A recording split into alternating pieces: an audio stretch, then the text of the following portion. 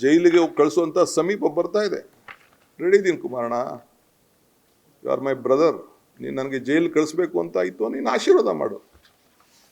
ಕೃಷ್ಣ ಜನ್ಮಸ್ಥಳದಲ್ಲೂ ನಾನು ಇದ್ದವ್, ನೀನು ಕೂಡ ಬಂದು ನಾನು ಭೇಟಿ ಮಾಡಿದ್ದೀನಿ.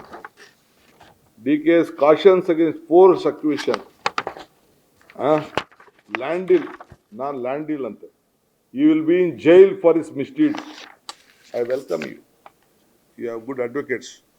ನಿಮ್ಮದು ನಿಮ್ಮ ದೊಡ್ಡ ಕಮ್ಮನ, ಇನ್ನೊಬ್ಬ ದೊಡ್ಡಣ್ಣ ಎಲ್ಲ ನನಗೆ ಆಗ್ತಾ ಇದೆ, ನನಗೆಲ್ಲ ಪಾಪ ಗೊತ್ತಿದೆ. ನಿಮ್ಮ ಪ್ರಯತ್ನ, ನಿಮ್ಮ ಹೋರಾಟ, ನಿಮ್ಮ ಶ್ರಮ ಏನು, ಬೇರೆ ಬೇರೆ ನಾಯಕರುಗಳು ಯಾರು ಬೆಳಿಬಾರ್ದು ಅಂತ ಹೇಳಿ ನಿಮ್ದು ಏನು ಇದೆಯಲ್ಲ ಎಲ್ಲ ನನಗೆ ಅರಿವಿದೆ. ಆದರೆ ನಿಮ್ಮ ಹಿರಿತನಕ್ಕೆ ನಾನು ನಿಮ್ಮ ನಮಸ್ಕಾರ ಹೇಳಬೇಕಾದ್ದು ನನ್ನ ಧರ್ಮ.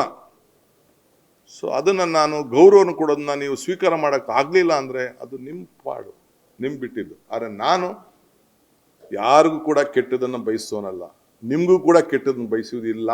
ನನಗೇನು ನೀವು ಜೈಲಿಗೆ ಕಳಿಸ್ಬೇಕು ಅಂತ ತಾವು ಸಂಕಲ್ಪ ಮಾಡಿದ್ದೀರಿ, ಬೇಕಾದ್ರೆ ಮುಂದುವರಿರಿ.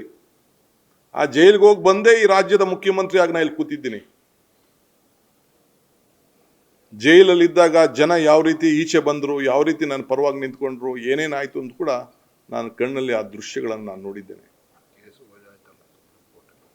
ಆ ಜೈಲಿಗೆ ಕಳಿಸಿದಂಥ ಕೇಸು ಕೇವಲ ಎರಡು ವರ್ಷದಲ್ಲೇ ಪಾಪ ಸುಪ್ರೀಂ ಕೋರ್ಟ್ ಅವರ ಪಾದಗಳಿಗೆ ನನ್ನ ಸಾಷ್ಟಾಂಗ ನಮಸ್ಕಾರಗಳು. ವಜಾ ಮಾಡಿದ್ದಾರೆ, ಡಿಸ್ಮಿಸ್ ಮಾಡಿದ್ದಾರೆ.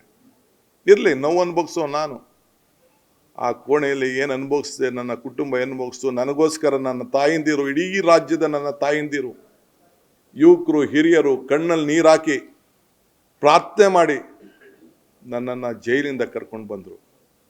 ಇವತ್ತು ಈ ಸ್ಥಾನದಲ್ಲಿ ಕುಣಿಸಿದವರು ಅದೇ ನನ್ನ ಮತದಾರರು, ಅದೇ ಈ ರಾಜ್ಯದ ಜನತೆ. ಚುನಾವಣೆ ಮುಂಚಿತವಾಗಿ 136 ಸೀಟ್ ಅಂತ ಹೇಳಿ ನಾನು ನನ್ನ ಆತ್ಮವಿಶ್ವಾಸದಿಂದ, ನನ್ನ ಇಂದಿನ ಶಕ್ತಿ ಹಿಂದೆ ಕೊಟ್ಟಂಥ ಪ್ರೇರಣೆಯಿಂದ ಇವತ್ತು ಜನರಿಗೆ ನಾನು ಕೇಳ್ಕೊಂಡೆ. ನಿಜ, ರಾಮನಗರಕ್ಕೆ ಹೋದೆ, ಬಿಡದಿಗೆ ಹೋದೆ, ಚನ್ನಪಟ್ಟಣಕ್ಕೆ ಹೋದೆ, ಕನಕಪುರಕ್ಕೆ ಹೋದೆ, ಎಲ್ಲ ಕಡೆ ಹೋದೆ. ನನಗೆ ಪೆನ್ನು ಪೇಪರ್ ಕೊಡಿ ಅಂತ ಹೇಳಿದೆ.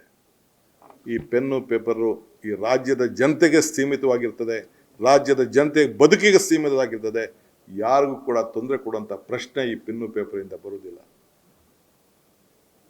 ನನ್ನ ಜೀವ ಇರೋವರೆಗೂ ಕೂಡ ದೇವರು ನನಗೇನು ಕೊಟ್ಟಿದ್ದಾನೋ ನನಗೆ ಸಾಕು.